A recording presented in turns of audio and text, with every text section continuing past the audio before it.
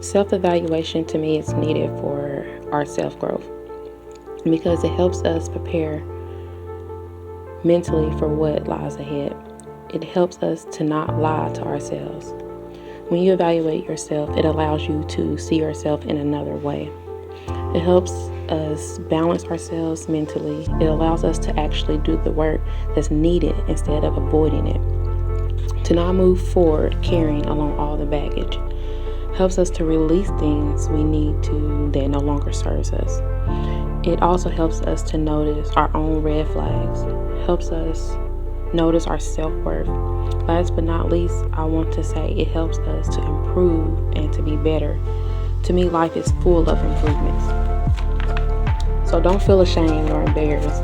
This is something we all need to do in our life. So I'm challenging you to self-evaluate yourself. Self-evaluation is, and do the work in my opinion, very much required for self-growth.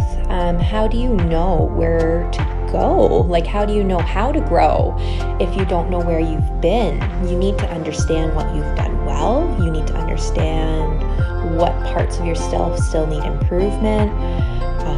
Otherwise, you have no way to make a plan and kind of figure out where to go from there and how to improve on what you've already done and what you've already accomplished. It's almost like, in my mind, a mental report card where you're kind of grading yourself on things you've done successfully and things you've not done so successfully. But without that, you can't grow. It's no different than practicing a sport or something you've never tried before.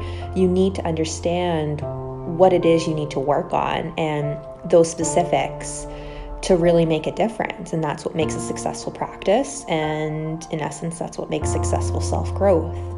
The other important thing to remember is that if you don't have self-evaluation, your other option is external evaluation.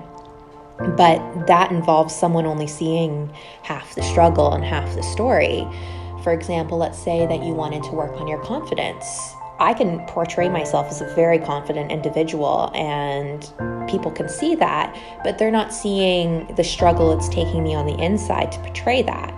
So if you don't have that kind of self-talk and you don't have that self-evaluation working to improve your confidence, someone else is just going to be, yeah, you're doing a great job. You look really confident. You're acting really confident, but they're not seeing all those steps that you took to get there and if they're working for you or if it's something that you need to change.